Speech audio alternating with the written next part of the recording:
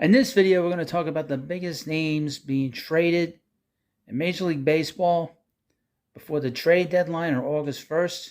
I know it's May, but we're going to start up and do this right now, and this video starts right now. So before we get into this video, I need you to subscribe to the Baseball Hut 2.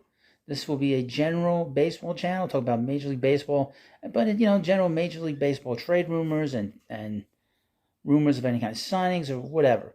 But here we go. This is from the Bleacher Report. MLB trade deadline 2023, predicting the biggest names up for grabs. And it's written by It Doesn't Matter who wrote it. We're going to go through some of these names. Some real big names, some interesting names, if you will. Now, the Chicago White Sox are going to have a fire sale, yard sale, some kind of sale, and so many players are going to get moved. They're going to get rid of a lot of players. A lot of players are going to get traded. And there are a few teams that are going to move players, and the White Sox are one of them. First up, Lucas Giolito, the right-hander.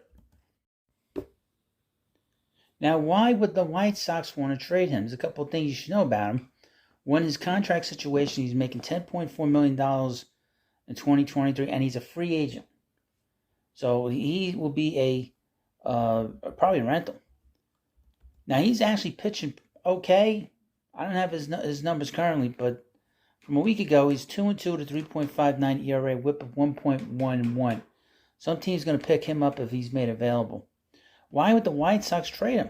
Simply put, things haven't gone according to design for the White Sox this season, nor last season. I guess it wasn't Tony La Russa's fault. And it might be time they did 2 years ago, win 93 games.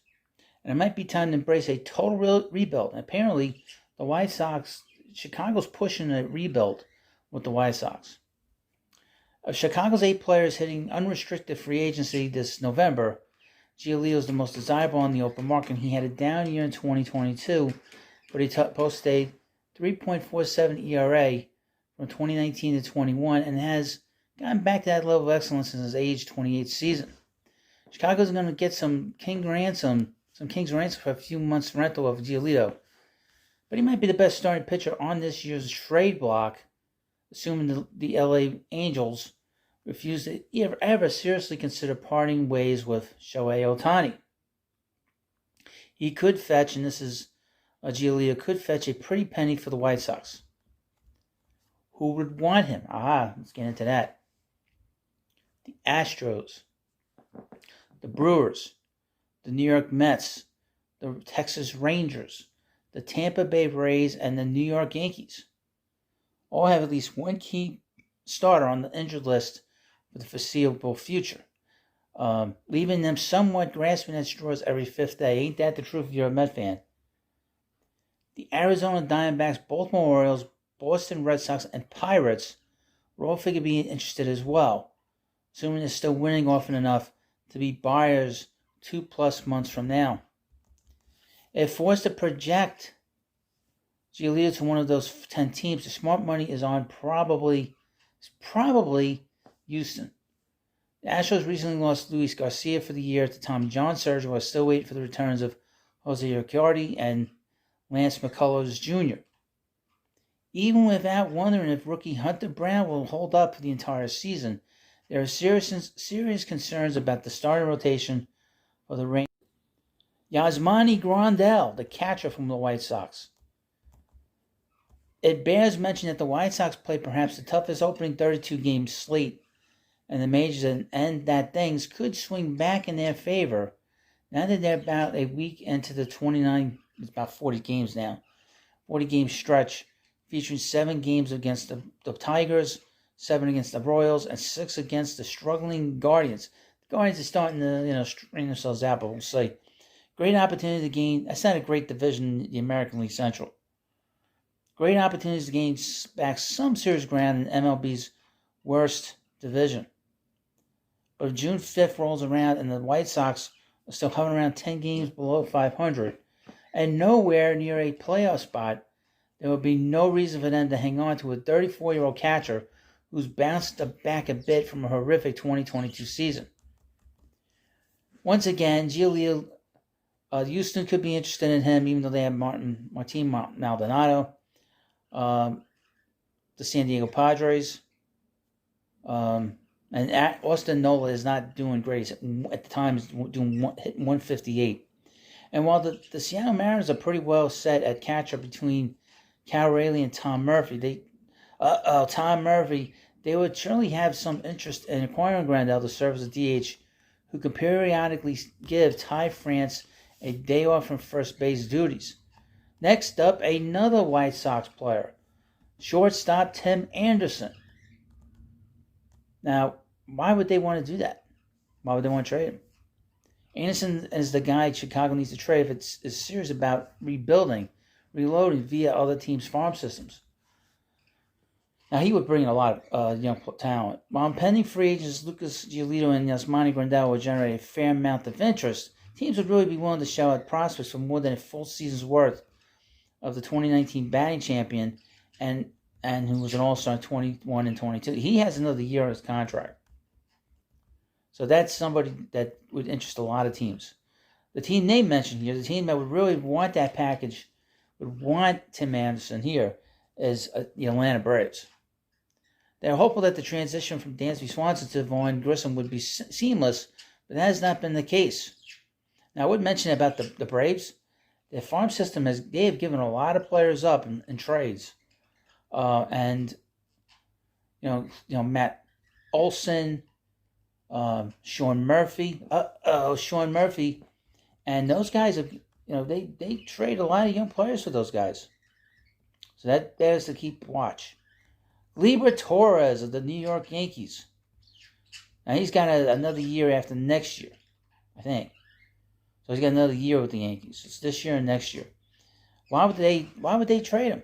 It's an excess of wealth situation for the Yankees. Anthony Volpe is a long-term plan shortstop. I was reading today that the Yankees are a little concerned about his ability. He's been average defensively. That he's not been as good as they thought he would be defensively. So keep an eye on they might still be in the market for a shortstop. DJ LeMahieu turns 35 in 2 months, but he signed it through 26 and will be expected to handle either second or third for the foreseeable future. Oswaldo Peraza was a highly talented prospect who could be the long-term plan at second base. And although Oswaldo Cabrera has been predominantly at a corner outfield spot this season, he was almost exclusively an infielder throughout his time in the minor leagues.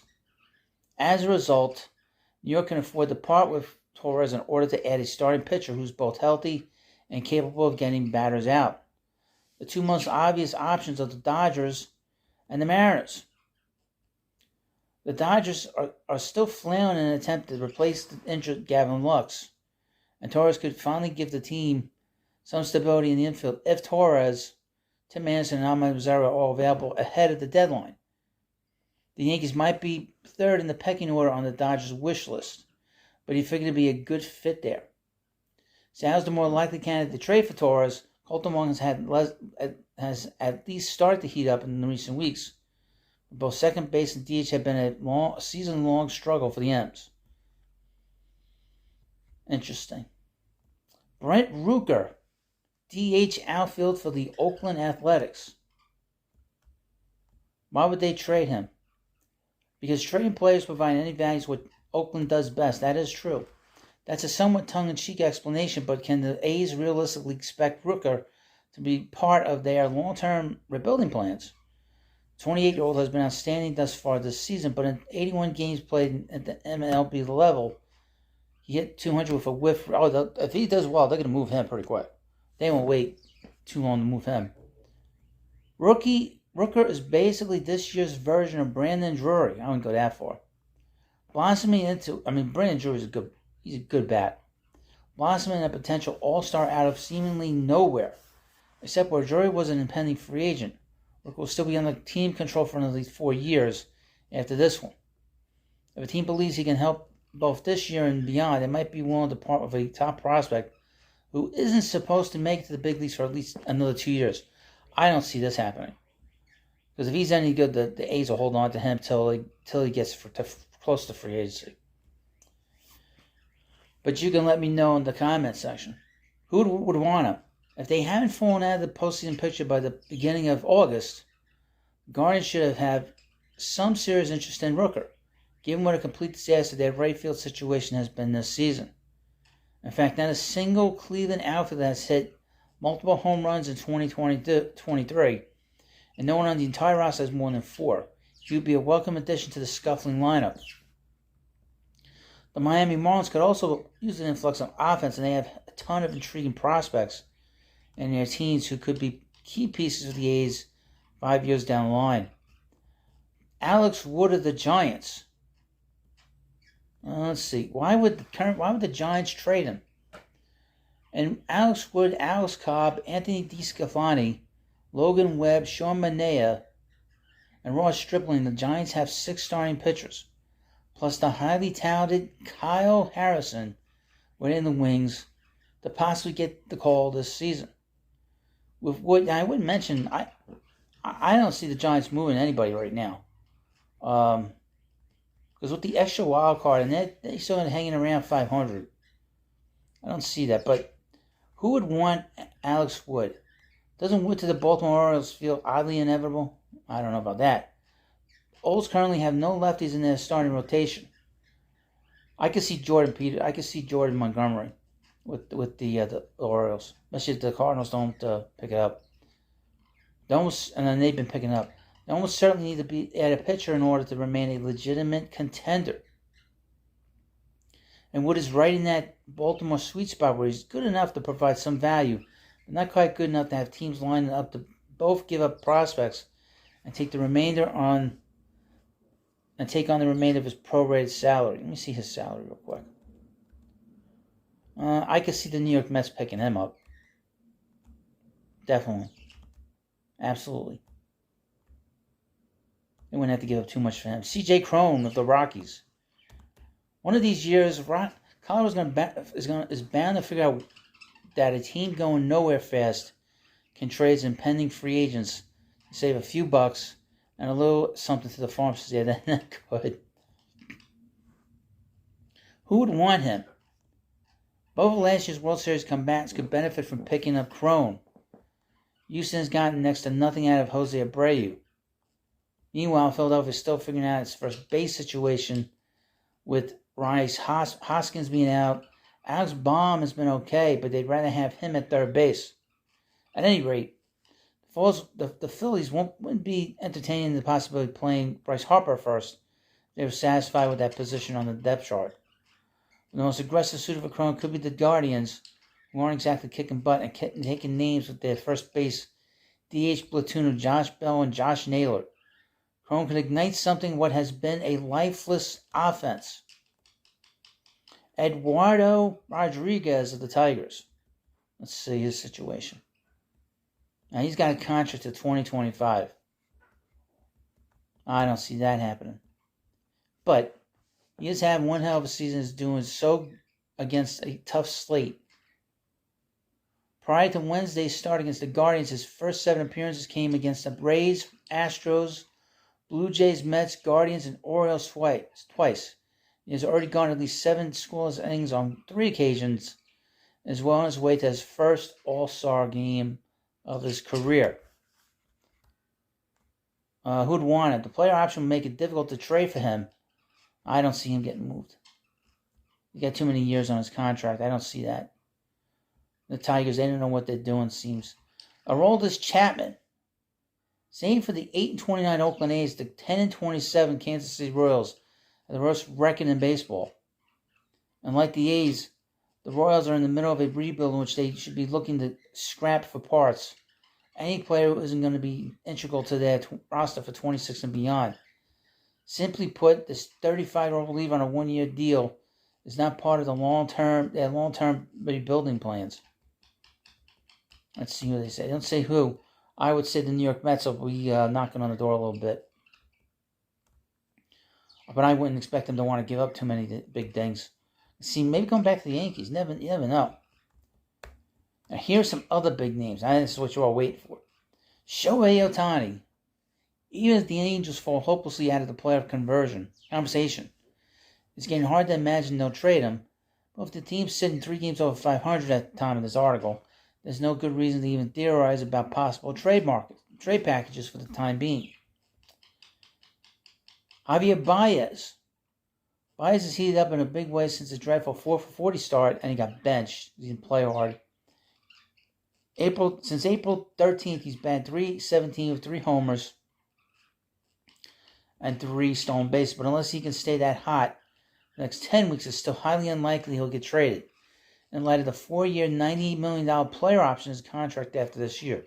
Now, this is an interesting case, because if he doesn't play well, he won't exercise that option. If he plays well, he'll opt out, wanting to look for more money. If he gets traded, I don't know where he'll go. So that might be up for grabs. The next guy up, Michael Conforto.